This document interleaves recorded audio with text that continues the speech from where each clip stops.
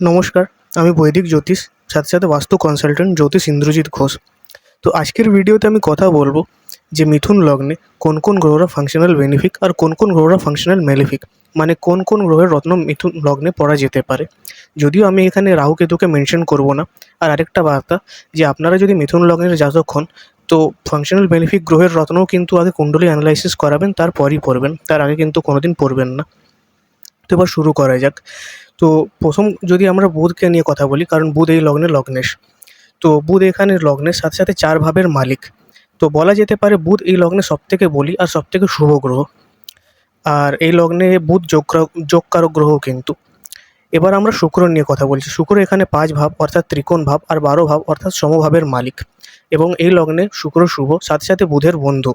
তাই আমরা বলতে পারি যে 12 লগ্নের কিছুটা খারাপ ইফেক্ট থাকলেও শুক্র কিন্তু এই লগ্নে ভালো ফল দেবে, যোগকারক ফল দেবে। এবার কথা বলি আমরা চন্দ্রকে নিয়ে। তো চন্দ্র এখানে 2 ভাবের মালিক। 2 ভাব হচ্ছে ধন ভাব, কুটুম ভাব, সম্পত্তি সংগ্রহ, সাথে সাথে মারক ভাবও। কিন্তু সূর্য আর চন্দ্র কিন্তু কখনো মারকের দোষ নেয় না, তাই চন্দ্র এখানে কখনোই মারক হবে না। হ্যাঁ, বলা যেতে পারে চন্দ্র এখানে কিছুটা অশুভ হলেও বেশিরভাগ জায়গায় কিন্তু শুভ ফলই দেবে। তাই আমরা এখানে চন্দ্রকে কিন্তু মিক্স ক্যাটাগরিতে রাখবো, মানে 90% শুভ, 10% অশুভ। এবার আমরা সূর্যকে নিয়ে কথা বলছি। সূর্য এখানে 3 ভাবের মালিক, যেটা অশুভ। কিন্তু সূর্য আবার বুধের মিত্র, মানে বন্ধু। তো বেশিরভাগ জায়গায় যেমন 10 ভাব, গরুর রাশি, 4 ভাব, লগ্ন ভাব, এসবের জন্য সূর্য কিন্তু অশুভ নয়, শুভ। আবার অনেক জায়গায় সূর্য কিন্তু অশুভ। তো আমরা বলতে পারি সূর্য এখানে বেনিফিকও আবার ম্যালেফিকও।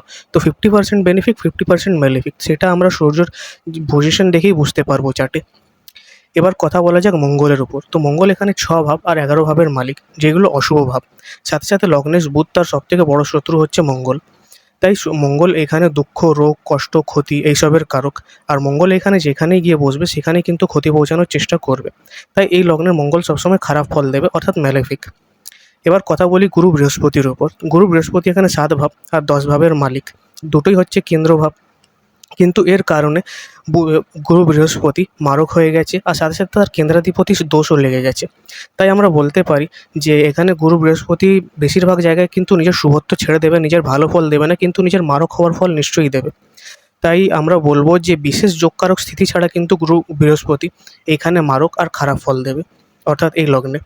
এবার আমরা যদি শনিদেবের কথা বলি, তো শনিদেব এইখানে 8 ভাব আর নবম ভাব অর্থাৎ ত্রিকোণ ভাবের মালিক।